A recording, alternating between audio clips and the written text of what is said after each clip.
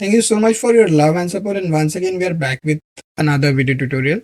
And this tutorial is about how to create your manifest file with the help of CLI commands. So CLI command is very efficient way to create Kubernetes resources, but have much limitations. So we'll learn efficient way to create Kubernetes manifest file directly using kubectl command. This trick will significantly reduce your efforts and improve team collaborations. So what is manifest file? A manifest file is essentially a blueprint for Kubernetes. It instructs Kubernetes exactly what resources to create, how to configure them, and how they should behave.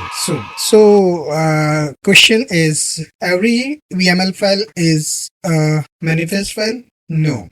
Those manifest file doesn't create resources or don't have API version, kind, metadata, and spec type of information are not manifest files. For example, values.yaml, which is used by the Helm, is not a manifest file. Customization.yaml, used by customized to compose manifest, is not a YAML.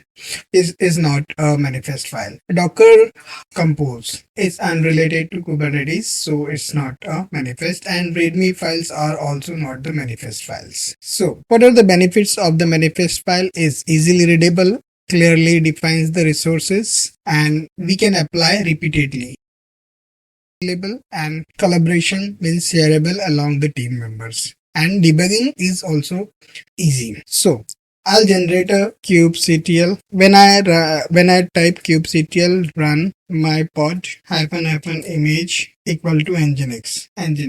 So this will directly create the pod. And now I want to write -o_yaml. So what this command do? This will create the pod and print these informations on a screen. So if I'll write k get pod, so there will be two pods. Now, instead of writing output.yaml, what I will do, I will write 3. Instead of writing, I will write -dry-run equal to client. So here it validates. And if I write -o_yaml, so here it will not create a pod. It just shows you this file. So here only 2 pods are there. So we can take this manifest as an output. So we can control L. I will redirect it to the pod file. So ls cat pod.yaml. So here I will find that this is the YAML file. So I can edit it.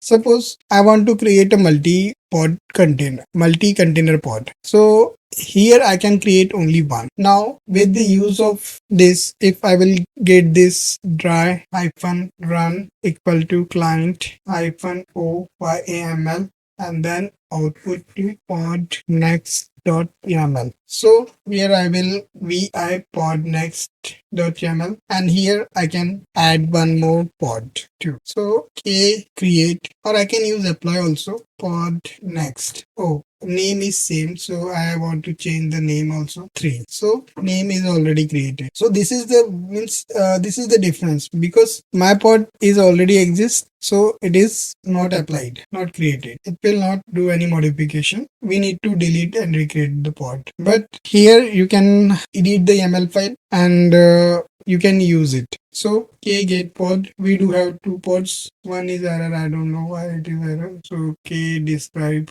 pod, my pod 3, fail container, crash loopback error. Okay, no issue. This is not our topic of discussion today.